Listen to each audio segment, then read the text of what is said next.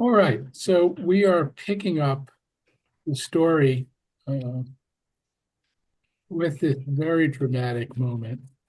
We're on the very beginning of chapter 45. And if you have a time, it is page 275, 45. chapter 45. 45. And we'll just go back a few lines, actually, where where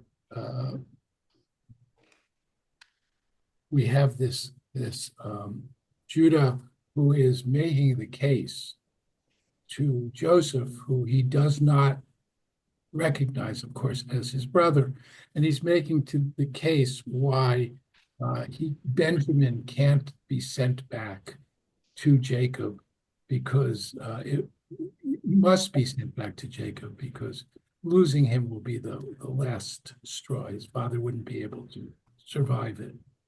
And he offers to take his place. And he also reveals the story which Joseph did not know, and that is that his father had assumed that he had been torn apart by a wild beast. And so he says, I pledge to my father, if I do not bring him back to you, this is Judah, I stand guilty before him. So let your servant remain a slave to my Lord instead of the boy. Let him go back with his brothers. How can I go back to my father unless the boy is with me? Let me not be witness to the woe that will overtake my father. And so here he is offering to substitute himself for Benjamin. And here we see, Joseph seeing a different side of Judah and his brothers as a whole, not the people who sold him into slavery, but willing to do whatever they could to protect Benjamin and their father. And now we're at chapter 45. Joseph could not control himself before his attendants. Oh my God. Would you answer the door? Hold on. I'm sorry. I'll mute myself. There. Okay, so he couldn't control himself, and he says, cries out, "Have everyone withdraw from me." The Hebrew is a little slightly different. He says, "Hotziu kol ish milfnei Eli." Take them out. Take everyone out. He's giving an order. And now, in other words, it's really the Hebrew is have everyone withdrawn out. And so there was no one else about when Joseph made himself known to his brothers. His sobs were so loud that the Egyptians could hear. And so the news reached Pharaoh's palace. So any desire that he had that this whole encounter wouldn't be known. And we see him, this is the third time that he is weeping, overwhelmed now with emotion, all that has led up to this moment, just coming out. This emotional kind of breakthrough. Joseph, the stoic, second in command of Pharaoh, is now just reduced to this weeper. And Joseph says to his brothers, Ani Yosef, ha'od avi chai. I am Joseph, right? Is my father, and notice that it's not our father, it's my father. Is my father still? Literally, it's still alive. It's translated here as well, but I think it's stronger than that. And the brothers could not answer him, so dumbfounded were they on account of him. They can't comprehend what's happening. And then Joseph says to them, come forward to me. And in this, we see really what's been going on. I mean, they are at a distance. He is the Lord of Egypt, as far as they're concerned. And now he says, draw near to me. And the Midrash does something lovely with this. From the modern sensibility, a little odd, but he says, come closer, and he shows them his circumcision. that because he needs to get them to believe him, right? Look, right? I am your brother. And then he says, come forward, and they came forward, and he said, I am your brother Joseph, the one you sold into Egypt. So now he's giving them evidence, essentially, to who he is. Not just I'm Joseph, right? But I am your brother. And so he's reminding them that there's a relationship there. And then that they are the ones who sold him. And you can imagine their response once he's throwing it up in their faces. They've got to be terrified. But then he says, do not be distressed or reproach yourselves because you sold me. Here, it was to save life that God sent me ahead of you. It is now 2 years that there has been famine in the land, and there are still 5 years to come in which there will be no yield from tilling. God has sent me ahead of you to ensure your survival on earth, to save your lives in an extraordinary deliverance. So it was not you who sent me here, but God. This is a remarkable statement as he reframes the entire thing. It's not exactly forgiveness, because he doesn't deny what they did to him, but he puts it in the context of something much larger. What you did was part of God's plan. And I think this is really a remarkable passage, because I think it is so helpful to us as how do we deal with people who have really hurt us? And particularly members of family really hurt us. And what Joseph is able to do is to reframe the situation. As if to say, I'm thinking about a situation where someone's treated you badly, and you think, well, look at all they went through in their life that brought them to doing this thing. And it's not exactly forgiveness. It's not like this doesn't unmake what they did. It's not denying that they hurt you, but it is a way of stepping back and recontextualizing what happened in order that there can be the reestablishment of a relationship. And here we really, I think that Joseph believes this. It's not just that he's using this. He says, and the word is, something extraordinary.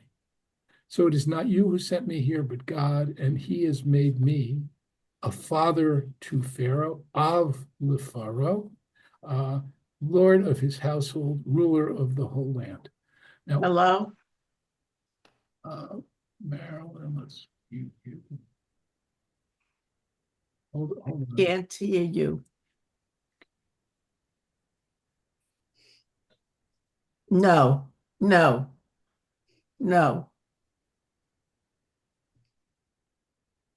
Okay. Sorry about that. Okay. So what does he mean when he says that he is of the Pharaoh, a father to Pharaoh? It seems like this may be the designation of a person who has a particular role in the royal household. It's just hard to believe that this is He's literally saying, I control Pharaoh. I'm on a higher level than Pharaoh. Seems unlikely. And more likely that this is his job title in some way. And now he says to them, hurry back to my father, again, the my father, the my, and say to him, thus says your son Joseph. And the Hebrew ko amar vincha Yosef. This is the language we often see from prophets. We're on page 277, Francesca. This is language we often see from prophets. Thus says Adonai, right? This is very imperious, very commanding sort of language. And he says, thus says your son, God has made me Lord of all Egypt. Come down to me without delay. You will dwell in the land of Goshen, where you will be near me, you and your children, your grandchildren, your flocks, your herds, all that is yours. I will provide for you, for there are yet 5 years of famine to come, that you and your household and all that is yours may not suffer want. You can see for yourselves and my brother Benjamin for himself that it is indeed I who am speaking to you. This seems to be addressed to, well, it's unclear who this is addressed to, because of the plural. Yeah. So it seems he's talking here to his brothers. At the end of the speech, the command that they are to communicate to the father is ended, and he says, you can see for yourselves and my brother Benjamin for himself that it is indeed I who am speaking to him. You must tell my father everything about my high station in Egypt, all that you have seen, and bring him back here with speed. And then he embraces Benjamin and weeps on his neck, and Benjamin wept on his neck. Right? So this is his reunion ultimately with his full brother, and he kisses his brothers after he weeps with Benjamin, and he cries with them and weeps with them, and then finally they're able to say something. They've just been stunned into silence until this point. Now, the other thing I neglected to mention here is a question of language. It seems he was speaking Egyptian in the prior encounters with them. And we know there was a translator in between them. And so it seems like when he says, have everyone withdrawn from before me, and then he says, Ani Yosef, I am Joseph, is my father still alive? He has switched to Hebrew, right? And then all that follows is in Hebrew, which is another way in which he's essentially validating this message to them. So now we step away from that encounter, and news reaches Pharaoh's palace. And the news is, Ba'u Achei Yosef, Joseph's brothers, has come. And Pharaoh is happy about this, and his courtiers are pleased. It's really not clear what makes him happy. Maybe the idea is that Joseph they rely on Joseph.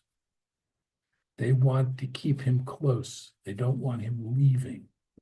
And now they won't have to worry about that anymore. I mean, it's hard to believe that they're pleased for him. Oh, that's so nice that Joseph's family is here with him. Isn't that a beautiful thing? Seems unlikely. And we're going to see a pattern through the end of the book about their desire to keep Joseph there. By the end of Genesis, they will be enmeshed in Egypt, and they won't be able to leave. Ultimately, the last thing Joseph says is, God will take you from here and take my bones with you. You go. So I think if we can read this in light of that, there's something not so much that they're happy. They're pleased, but not happy for him.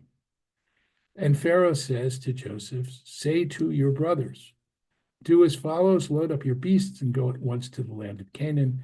Take your father and your households, come to me. I will give you the best of the land of Egypt. You will live off the fat of the land.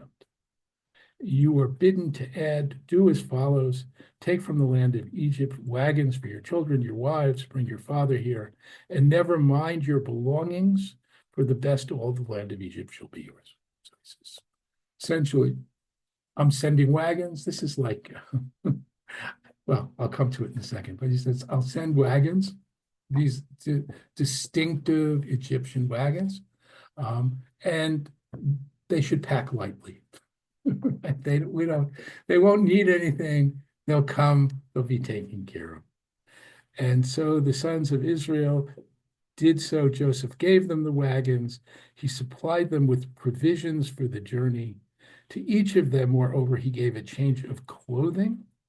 But to Benjamin, he gave 300 pieces of silver and several changes of clothing. So we're back to the favoritism theme, Benjamin getting more, but also clothing. Remember, clothing has been the sort of a leitmotif throughout this story, as Joseph is given clothing, taken away, redressed, all of that. And here we see they are being given clothing. I would read into this more than that they're going in finery. These are people who came as starving refugees, all right? And now they're going on these wagons and they're well dressed, right? All of this has to make something of an impression. And to his father, he sent the following 10 he-asses laden with the best things of Egypt, 10 she-asses laden with grain, bread, and provisions for his father on the journey. He sent his brothers off, and he told them, Al tirgazu vadera. Don't be quarrelsome on the way. So this is an expression which is really not so clear what it means. And one way of reading it, tirgazu, Roges, I think is a Yiddish word, right? Being all filled with emotion and fear, perhaps, and anger. And he, according to that reading, he's essentially saying, don't be afraid. Remember what's happened the last times they've been sent away. And the cup that was discovered in Benjamin's bed. In other words, he could be saying, this is not a trick. Don't be afraid. Go do it. Or he could be saying, and this is how most commentaries read it, don't have recriminations. As don't point fingers at each other. You're the one who's sold him into slavery. No, you're the one who put him in the pit. All of that. Don't do that. Just go do the job. They went from Egypt, they come to their father Jacob in the land of Canaan, and they tell him to him, Od Yosef Chai. Joseph had asked, is my father still alive? And he says, Joseph is still alive. He is ruler of all Egypt. And Jacob's heart stops. He doesn't believe them. This is too much. He's overwhelmed. But when they recounted all that Joseph had said to him, and when he saw the wagons that Joseph sent, his spirit revives. So he hears the longer story, but the wagons seem to be a key. This to me, I mean, the image I have of this is, the stretch limo that has been sent to bring the celebrity to these Egyptian, we can imagine them, these are Pharaoh's wagons, and they perhaps have some gold on them, and those hieroglyphic symbols. And so there's a wonderful midrash here. So the word agalot is really, in some ways, it's similar to, and maybe this is maybe it even has some linguistic basis to the word egel or eglah. So the rabbis say that when Joseph sends agalot, he's trying to remind his father of the last piece of Talmud that they studied together, which was about the agla rufa, the heifer that had its neck broken. This is this way in which somebody who had been found murdered. This, of course, comes later on in the Torah. Someone had been found murdered between two cities, and they have to figure out which city was closer, and they go out, and then in a dry wadi, they bring a heifer, and they break its neck. And this is somehow to keep the blood of the deceased, the murdered person, from demanding vengeance, crying out. At any rate, the rabbis very fancifully think, this is code. He wants to validate the message. And so he says, his father will see this. Now, the idea that Joseph and his father studied Torah is utterly ridiculous, right? It's all later. But that's the rabbinic mindset. They imagine that it's all eternal. They imagine that the patriarchs kept all the parts of the Torah. When you remember when we went back when we were talking about the difference between Jacob and Esau, that Esau was a hunter and Jacob was a homebody. But literally it said, Yoshev Ohalim, he dwells in tents.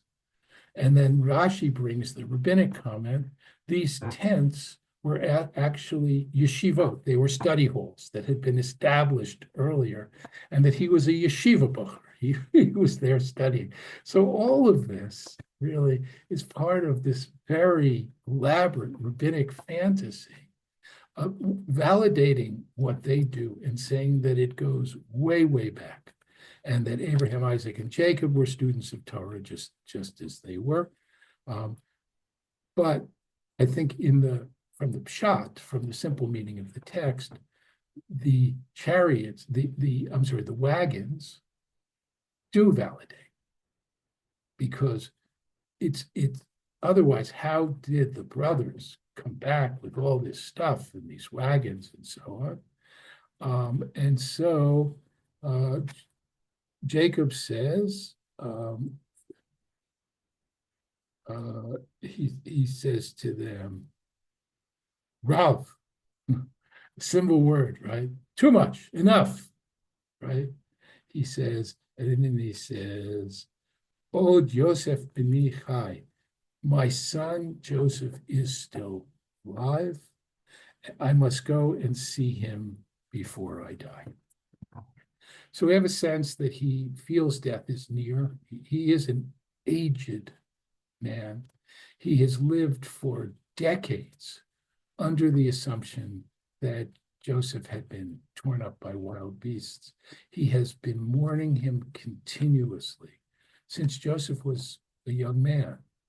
And now this is all he wants. I think about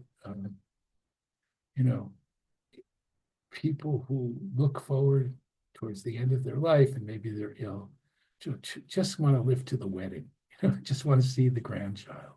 And there is a sense of that here, maybe. It says, just let me be granted this gift before I die. So he sets out, and all that was his, and he comes to Beersheba, And remember, Beersheba is an important site. He's been there. Isaac was there. Abraham was there. And just like them, he offers sacrifice to the God of his father Isaac. And God calls to him in a vision at night. Remember, Jacob had a vision at night also when he left home originally. And he stopped at that place in the wilderness, and he had the vision of the ladder and the angels going up and down and so on. And here God calls to him and he says, Yaakov, Yaakov. And he says, Hineni, here I am. This reminds us of all the patriarchal narratives. God calls to Abraham, and Abraham says, Hineni, this whole thing. And he says, I am God, the God of your father. Don't be afraid. Don't be afraid is exactly what he said to Isaac also, and to Abraham. Fear not to go down to Egypt. Don't be afraid to go there, for I will make you there into a great nation. Now it's getting very specific. Abraham, Isaac, and Jacob were all told they would be fathers of a great nation, but now God is saying that's where it's going to happen. And I myself will also bring you back. So I will go down with you and I will bring you back, and Joseph's hands will close your eyes. So in other words, Joseph will be at your deathbed. But this remarkable promise, remember when Jacob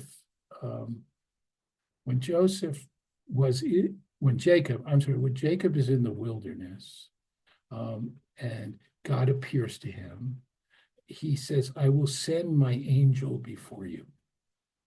I will protect you. Here, God is not saying that. God is saying essentially this: you are going in exile from the land of Egypt, and I will go with you. I will be with you in this exile. The rabbis pick up on this theme. It becomes an enormously important theme after the destruction of the temple, when the Jewish people are exiled to Babylonia, and rabbinic literature sees God, specifically the Shekhinah, God's presence, going into exile with the Jewish people. And I think they pick that up from here, from this idea that God will not only in some general way be with them, but God will literally be with them. God is not, the land of Israel is God's land, but God is not limited to that land, and they shouldn't be afraid. God will be with them. And so Jacob sets out from Beersheba. You know what, before I go on, let me just stop as we're halfway through and invite your questions or comments. Anything at all? Yeah. Anybody? So then Barry. Yeah, in chapter 45, you just read, okay,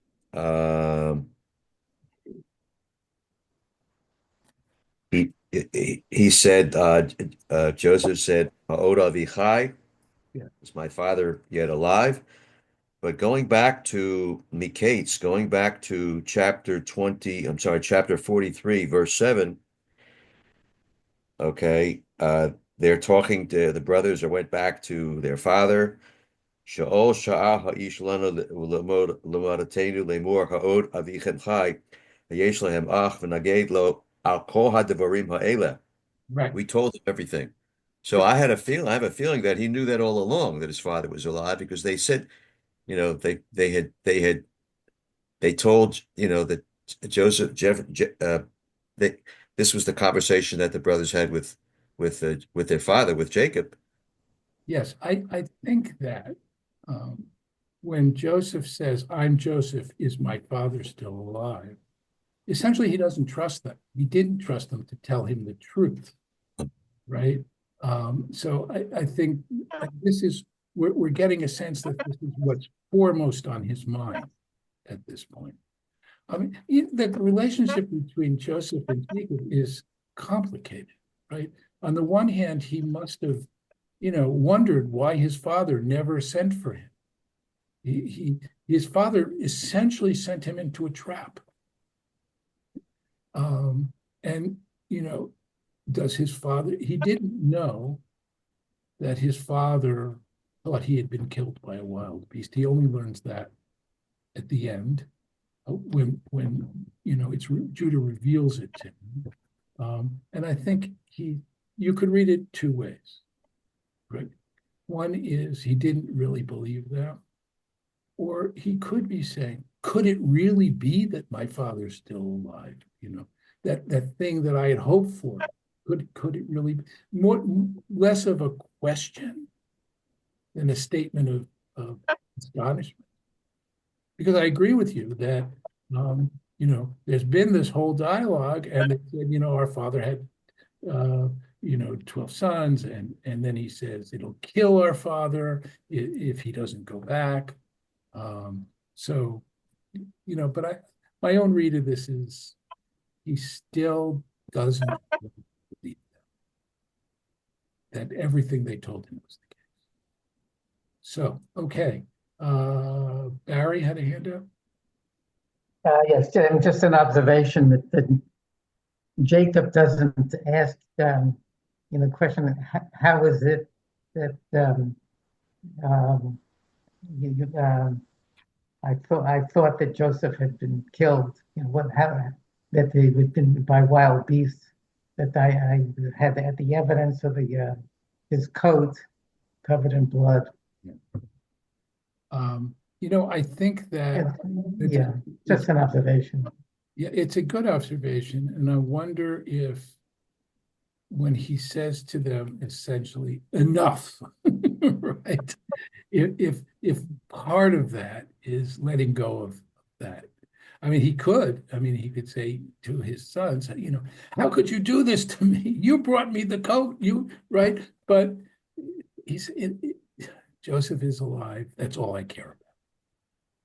You could certainly read it that way. Anna. Yeah, I was wondering about the language at that time, that everyone really knew Egypt. So I'm wondering how else would they have understood until, he broke into Hebrew. So probably there was an interpreter. When he says clear the room, he's sending an interpreter out of the room. Every conversation they had been through an interpreter. Uh-huh. Okay. And I think that's part of why they didn't recognize him. And there are a lot of reasons why they didn't. Look at his stature, everything else. He's changed. It's been many years. But the fact that this Egyptian official dressed in his finery, speaking to them in Egyptian through an interpreter, all of that, tends to suggest it's incomprehensible that this was Sandy. Well, are there theories why didn't Joseph I'm sorry, you're kind of breaking up. send word to his father all those years that he was alive? Yes. Why didn't Joseph send word to his father all those years that he was alive? Right. I mean, it's really unclear why he doesn't. Maybe he thinks his father is dead.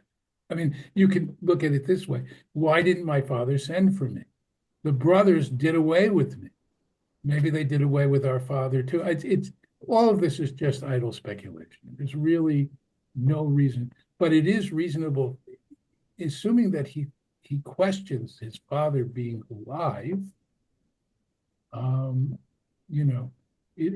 But I think one of the wonderful things about the Torah is its ambiguity. And so we are left to speculate. Go ahead, Francesca. I am very impressed by the model for forgiveness after these horrific things, because we know how when you hold on to stuff, what a poison it can be inside of yourself and others. Yes.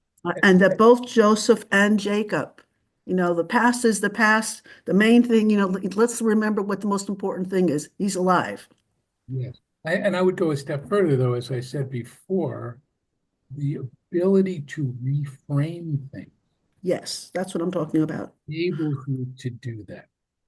It enables you to get out of this narrative that you've been telling yourself over and over again, and to see things in a broader perspective. Good, Sandy. Yeah, I learned from Rabbi Wolpe that, you know, the model that you go to somebody 3 times to ask for forgiveness, that came from the story of Joseph and his brothers. Maybe so. I don't quite. It's I went through it, and Dina and I, it was hard to find, but I think we found 3 spots, maybe stretching a little. I think it is stretched. There is a desire in general to be able. Sometimes you have 3 pre-existing notions that you now want to find in a text. The idea that you should, another 3 is that you should discourage somebody who comes to you for conversion 3 times, and that's found in the book of Ruth, and you can read it into Ruth's conversation with, Naomi's conversations with Ruth. But it seems like the rabbis here are taking something and finding it in the text rather than finding it in the text, if that distinction makes some sense. They have something that they believe, and they'll look into the text in order to find it. Which it's a subtle distinction, but I don't think that. Oh, I'll leave it at that. Any other comments? Thank you. I'm going to plow ahead. Okay, so Jacob sets out for Beersheba, and the sons of Israel place their father Jacob, their children, their wives in the wagons. So here we just get in this image here of Jacob as an old man. His children, with the women and the children, are placing him in the wagon. And they took along their livestock, the wealth that they had amassed in the land of Canaan, and Jacob and his offspring with him come to Egypt. He brought with him to Egypt his sons, his grandsons, his daughters, granddaughters, all his offspring. And now we get a little genealogy. We get a list of all these people, who they were, because we're really concluding this chapter of the Jewish people in the land of Canaan, later to be Israel. This is the last time that the patriarchs and their descendants will be in the land of Israel until the Exodus. And I'm not going to read through the whole thing, except to jump ahead to verse 26, where it says we're in. This is, I guess, 46:26. All the persons belonging to Jacob who came to Egypt, his own issue, aside from the wives of Joseph, Jacob's sons, all these people numbered 66. Joseph's sons were born to him in Egypt, were 2 in number. Thus the total of Jacob's household who came into Egypt was 70. And this should be familiar to you from the Passover Haggadah, among others. For our ancestors went into Egypt 70 in number, and God made them a great, mighty, and numerous nation. So we're back now with verse 28. And he had sent Judah ahead of him to Joseph to point the way before him to Goshen. So when they came to the region of Goshen, Joseph ordered his chariot and went to Goshen to meet his father Israel. So Judah was sent ahead, tells Joseph. Joseph now goes out on his chariot. He presents himself to his father, embraces him around the neck, weeps on his neck a good long while. What's striking here is that it is not stated as being reciprocal. Every other case where Joseph's weeping with someone, he's weeping and they're weeping.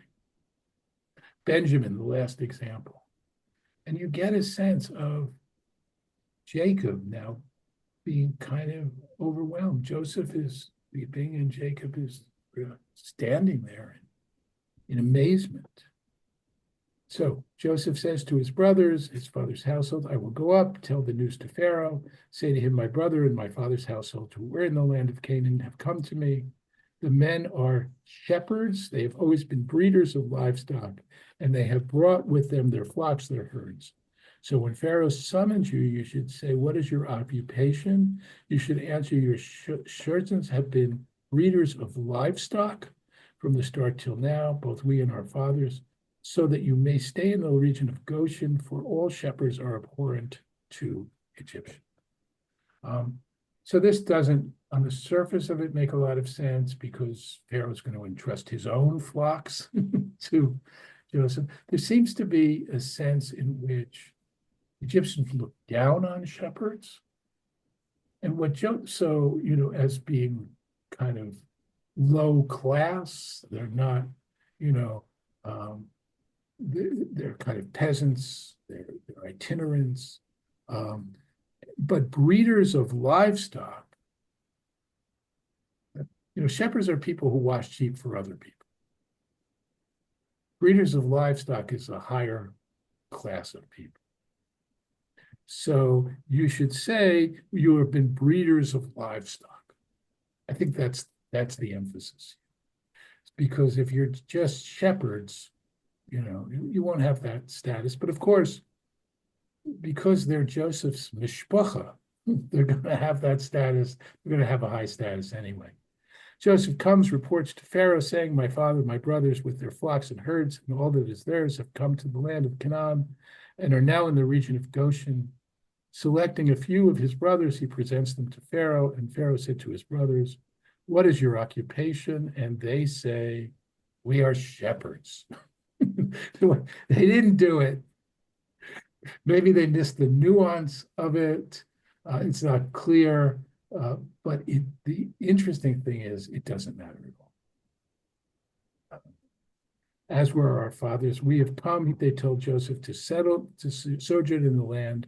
There's no pasture for your servants' flocks, the famine being severe in the land of Canaan.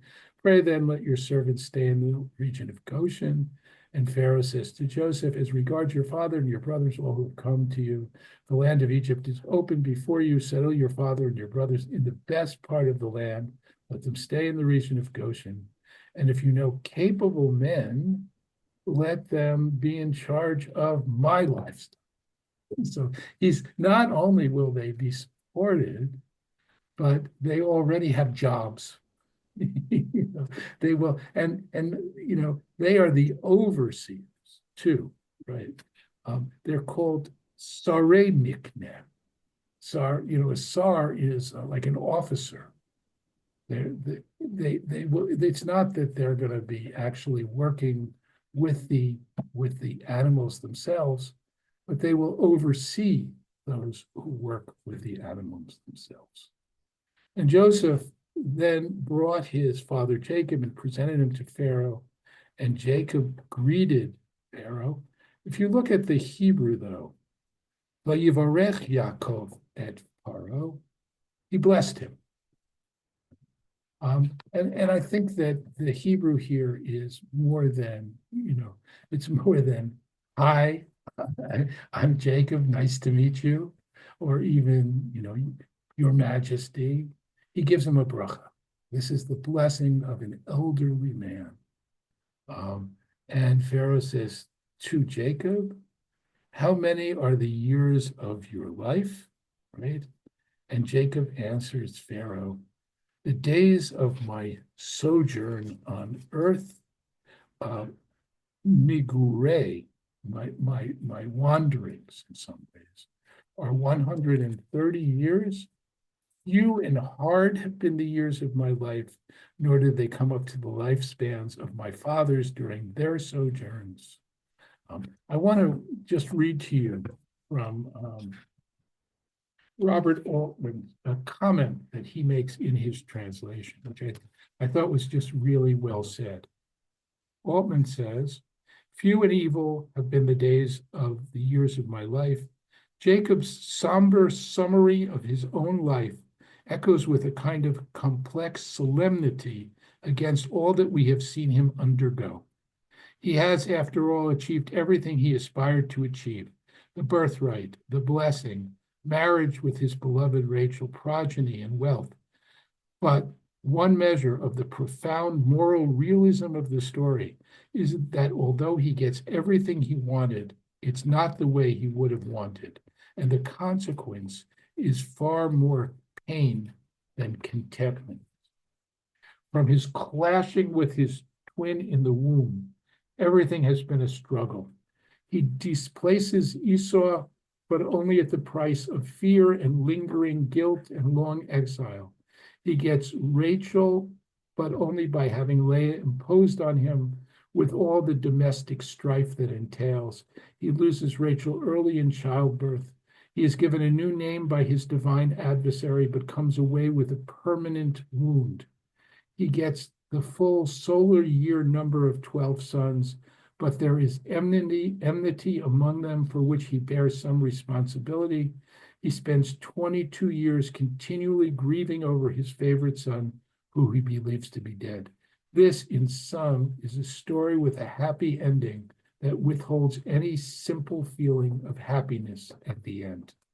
I think that's just extraordinarily well said, and really summarizes neatly everything that we have seen, and is a wonderful kind of perush, a comment on these few words that my life, the days of my life have been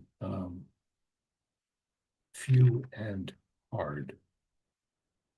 So then Jacob bids Pharaoh farewell, and he leaves Pharaoh's presence, and he settles with his father and brothers, giving them holdings in the choicest part of the land of Egypt, the region of Ramses. Now, Ramses is, of course, this is Goshen, but Ramses will be the Pharaoh later on at the time of the Exodus. Some people see this as a foreshadowing. As Pharaoh had commanded, he sustains his father, his brothers, all his father's household with bread down to the little ones. And now the story is going to turn a little dark. Now there was no bread in the world. The famine was very severe, both in the land of Egypt and the land of Canaan languished because of the famine. Joseph gathered all the money that was to be found in the land of Egypt, the land of Canaan, as payment for the rations which were being procured. And he brought the money into Pharaoh's palace. And when the money gave out in the land of Egypt, the land of Canaan, all the Egyptians came to Joseph and said, "Give us bread, lest we die before your eyes. The money is gone." And he said, Joseph says, "Bring your livestock and sell it to me if the money is gone." And so they bring the livestock to Joseph, and Joseph gives them bread in exchange for the horses, the stocks of sheep and cattle, the asses. And he provided them with bread that year in exchange for the livestock. And when that year was ended, they came to him the next year and said, "We cannot hide from my lord that with all the money and animal stocks consigned to my lord, nothing is left at my lord's disposal, say our persons and our farmland. Let us not perish before your eyes, both we and our land. Take us and our land in exchange for bread, and we and our land will be serfs to Pharaoh. Provide the seed that we may live and not die, and the land will not become a waste." And so Pharaoh gains possession of all the farmland of Egypt for Joseph for Pharaoh, every Egyptian having sold his field because of the famine was too much for them. And the land was transferred to Pharaoh. And he removed the population town by town from one end of Egypt's border to the other. Only the land of the priest he does not take over, for the priest had an allotment from Pharaoh, and they lived off the allotment which Pharaoh had made for them, and they didn't sell their land. So what Joseph has done now is to enslave the people of Egypt, except for the priests. The priests are the only one with land. Everyone else, enslaved is perhaps the wrong word. They all become serfs. They're all tenant farmers, where they get their seed to plant their fields from Pharaoh, and they have to give back a percentage of the produce, as we'll see here. Joseph said to the people, "Thus, this day I have acquired you and your land for Pharaoh. Here is seed for you to sow. When the harvest comes, you'll give a fifth to Pharaoh. 4/5 will be yours as seed for the fields and as food for you and those in your households as nourishment for your children." And they say, "You have saved our lives. We are grateful. We will be serfs to Pharaoh." And Joseph made it into a law in Egypt, which is still valid, that a fifth will be Pharaoh's. Only the land of the priests did not become. So one can assume perhaps that there is some resentment here. And, whereas Pharaoh has loyalty to Joseph, one wonders how long that loyalty will last, as he has been the instrument. And Pharaoh must be enormously pleased with Joseph. Joseph is his rainmaker, who has now enabled him to take possession over his land in a way which seems to be unprecedented. And Joseph, I want to point out something. Joseph does more than just take the land and make them serfs. He moves them off of their ancestral land. He shifts them around so that they are working for Pharaoh on land. Each of them is working for Pharaoh and working land which had not been the land that they owned. This is land that was entirely theirs because Pharaoh gave it to them. So this is I find this a very dark story. I mean, and if you look ahead to the fact that another Pharaoh will now enslave the people, it's hard not to see some connection between these stories. Okay, we'll leave it here as we've actually finished Vayigash, and we are nearly at the end of this story, as we have just one more parsha to go, and we will finish that next time. And I welcome now your questions or comments. Anything? Go ahead, Sandy. Oh, I have a comment. So Jacob, when Jacob was with Laban, he didn't get in touch with his father Isaac for 22 years. Correct? I think it said 22 years. It seems, I don't know if it's a coincidence, that Joseph did not get in touch with his father Jacob for 22 years. That seems to me like measure for measure. One son did not get in touch with his father, so the other son did not, you know what I mean? Yeah, it's 22. I mean, 22 is not a common number in a sense, is it? No, I think that's a good read. I do. I think it's a good read. Yeah, I never noticed it. Thank you for pointing it out.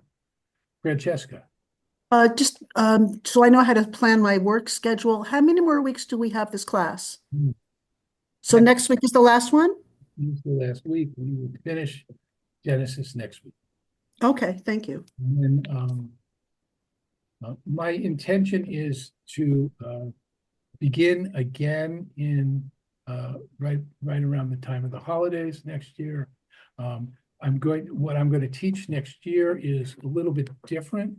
Rather than picking a book and working our way through it, I'm going to be focusing on biblical personalities and reading the texts about them.